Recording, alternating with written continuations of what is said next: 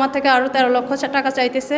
13 লাখ টাকা না দিলে আমার ছেলেকে মেরে ফেলবে এবং বলছে কোনো লাশও আপনারা পাবেন না। ওনাদের শরীরে পচন ধরে গেছে। আমার ছেলে টেক্সটাইল থেকে ইঞ্জিনিয়ারিং করতেছে। ওর বন্ধুর মাধ্যমে বলছে ওর খালাতো ভাইরা ইটালিতে মানুষ নেয়, ও গেছে।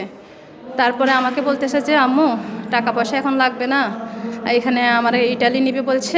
বাবা তো ওর আব্বু মারা গেছে, জজকোটের সেরেস্তাদার ছিলেন, পেশকার থেকে সেরেস্তাদার, উনি স্ট্রোক করে মারা গেছে। আমাদের সংসারে কোনো মানে উপার্জন করার কোনো লোক নাই। তো ও বলতেছে যে সবাই তো পড়াশোনা করতেছে, আম্মু আমি একটু কষ্ট হইলেও আমি যাই।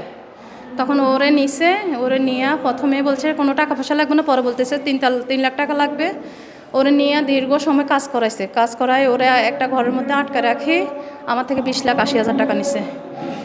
20,80,000 টাকা নেওয়ার পরে ওরা আবার আরেক দালালের কাছে বিক্রি করে দিছে। এখন ওই দালালেরা নাকি বিলগানাম জেলে বিক্রি করে দিছে।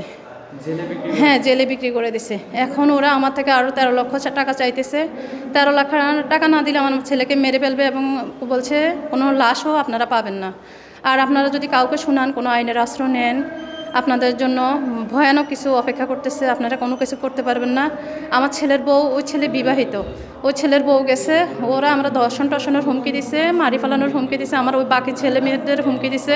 আর ওরা ধরো অনেক প্রভাবশালী, অনেক বিচারকের কাছে গেছি, ওরা 2 লাখ 3 লাখ টাকা দিয়ে মুখ বন্ধ করে দেয়, স্বর্ণের চেন দেয়, মুখ বন্ধ করে দেয়। চেয়ারম্যানের কাছে গেছি, চেয়ারম্যানের মুখ বন্ধ। জজ কোর্টে আমি কেস করছি মানব পাচারের। তারপরে আমি আবার ডিবির কাছে গেছি, কোনো সফলতা পাই নাই। কোনো রকম সফলতা আমি কারো কাছ থেকে পাই নাই। সবাই বলতেছে হ্যাঁ মানে হইতেছে আপনার ছেলে আসবে। কিন্তু আজকে 2 বছর হয়ে গেছে, আমার ছেলেকে এখনও কেউ উদ্ধার করে নাই। হঠাৎ আচমকা ফোন আসছে। ফোন আসার পরে মানে ওনারা বলতেছে যে গত পরশুদিন মানে পরের দিন গেম দিবে, তার জন্য 2 লাখ টাকা দরকার। যদি 2 লাখ টাকা না দেওয়া হয়, মানে 12 লাখ টাকা দেওয়ার পরে আবার 2 লাখ টাকা চাইতেছে।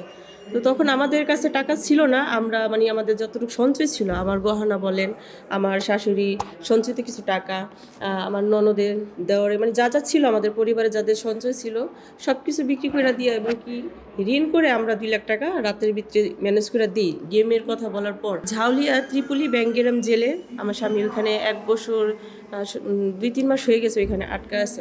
এখন আমরা যদি দালালকে বলি যে আপনি ছাড়া নিয়ে আসতেছেন না কেন, ওনারা আমাদের কাছে 11.5 লাখ টাকা চাইছে।